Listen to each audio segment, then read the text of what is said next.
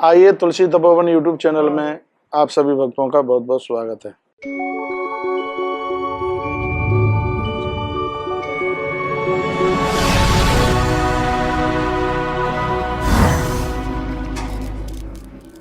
जिस कैलाश मानसरोवर की हम चर्चा करते हैं, इतना सुंदर तीर्थ ये भगवान परशुराम जी के द्वारा प्रकट हुआ है।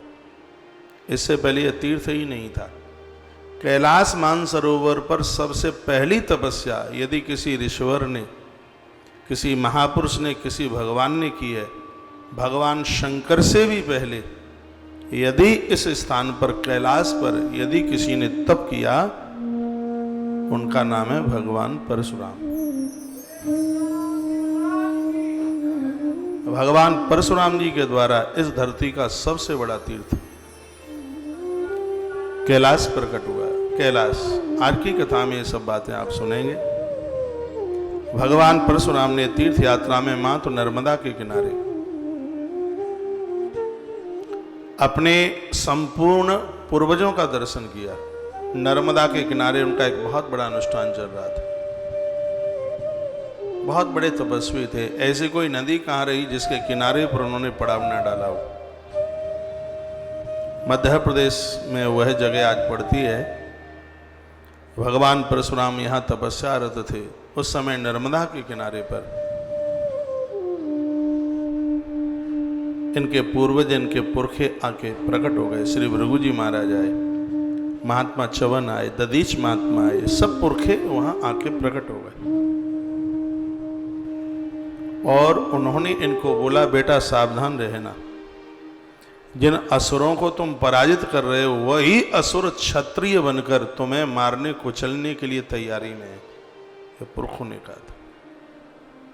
वह निशाचर ही, वह मलक्ष तुम्हें समाप्त करने की योजना बना रहे। जब जब कोई दिक्कत परेशानी आती थी, श्री भृगु जी महाराज प्रकट होकर के परशुराम जी को आकर के बात करते थे। भगवान शंकर के तो ये इतने प्रिय थे भगवान परशुराम।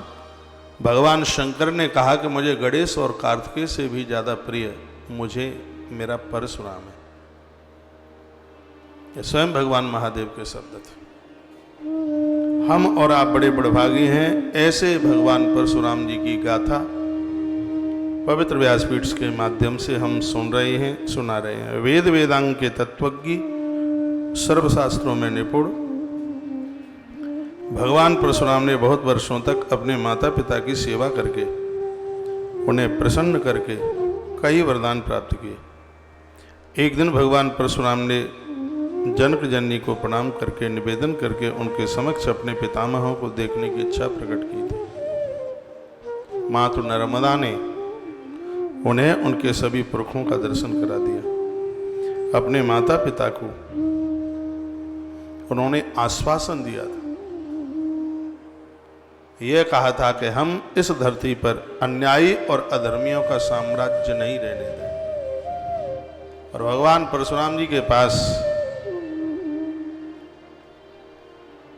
एक कुठार के अलावा कुछ भी नहीं था।